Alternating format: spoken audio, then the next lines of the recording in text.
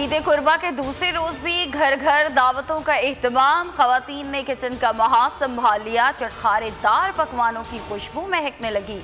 बिरयानी, कबाब, कोरमे और दीगर डिशेस की तैयारी जारी।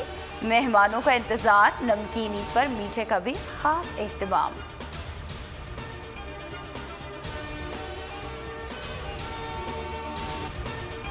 ईद पर कोरोना SOPs की खिलाफ वर्जियाँ। मुस्बत केसेस की शरह 6.3% हो गई। वबा से मजीद 40 अफराद जान से चले गए।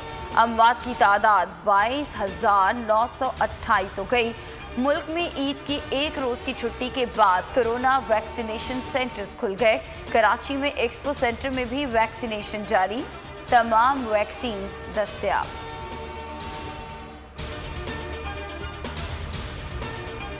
कराची सी व्यू पर फंसे जहाज को निकालने के लिए ताहाल ऑपरेशन शुरू नहीं किया जा सका। KPT ने कोई हिकमत अमली इख्तियार नहीं की। जहाज को निकालने में कितना वक्त दरकार होगा, KPT कुछ भी बताने से कासिर।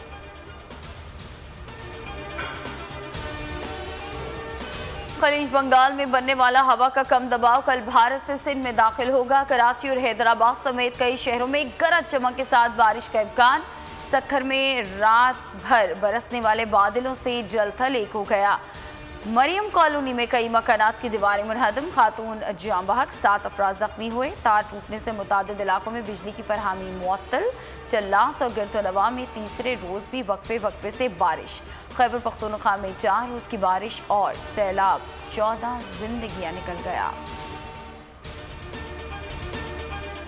दौरा इंग्लैंड के बाद कौमी क्रिकेट टीम वेस्ट इंडीज पहुंच गई। बारबाडोस में कोरोना अराइवल टेस्टिंग। टीम के तमाम अरकान एक रोज आइसोलेशन में रहेंगे।